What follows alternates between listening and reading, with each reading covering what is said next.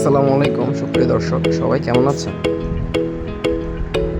রাস্তার ধারে এই কাঁঠালের চারাটাকে একটা পরিত্যক্ত জায়গায় কুড়িয়ে পেলাম। তো সাথে সাথে এটাকে তুলে নিয়ে আসলাম বাড়িতে। বাসায় এনে এটাকে রোপণ করব।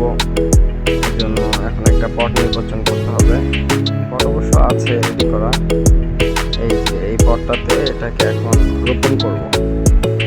এটাতে মাটি নিয়ে তারপর সুন্দর করে এটাকে রোপণ করবো। সব মাটি আমার রেডি করা আছে। আমি বিভিন্ন রকম কম্পোস্ট সারটা দিয়ে মাটি আগে রেডি করে রেখেছিলাম, সেই মাটিগুলো বালতিতে নিয়ে নিলাম। এখন সুন্দর করে গাছের গোড়াটাতে একটু অ্যালোভেরা লাগিয়ে নেব। অ্যালোভেরা আমার আছে, সেখান থেকে একটু কেটে এনে লাগাবো।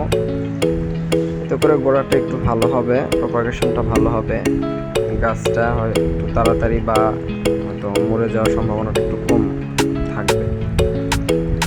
লাগিয়ে নিলাম। এদিক দিয়ে বৃষ্টি হচ্ছে।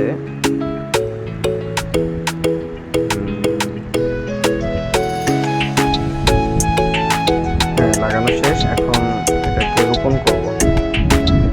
মাটিগুলো উঠিয়ে ঠিক মাঝ বরাবর দেখে নেব, ভালো করে মাঝ বরাবর একদম গাছটাকে রেখে তারপর আস্তে আস্তে করে মাটির গোড়াগুলো চারিদিক দিয়ে ছড়িয়ে সুন্দর করে দিয়ে দিচ্ছি, যেন গাছটা একদম মাঝ বরাবর থাকে।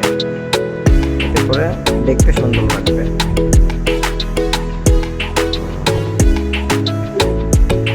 এই চারাটাকে একটা গ্রাফটিং কলম করার চিন্তা ভাবনা আছে আমার। ভালো জাতের একটা কাঁঠালের কলম এনে এটাকে গ্রাফটিং করবো ইনশাল্লাহ পরবর্তীতে কখনো আপনাদের ওই ভিডিওতে।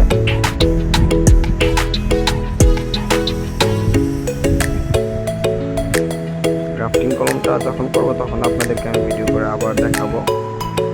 কলম করার সময় ইনশাল্লাহ আগে গাছটা রোপণ করে দেখি গাছটা টেকে কিনা। ইনশাল্লাহ যদি গাছটা টেকে সেটাও সেই ভিডিওটা আপনাদেরকে দেখাবো। এবং যখন এটাকে একটা ভালো জাতের গাছের কাঁঠাল গাছের গ্রাফটিং কলম কেটে এনে যখন কলম করব তখন ওই ভিডিওটা আপনাদেরকে আপলোড করব।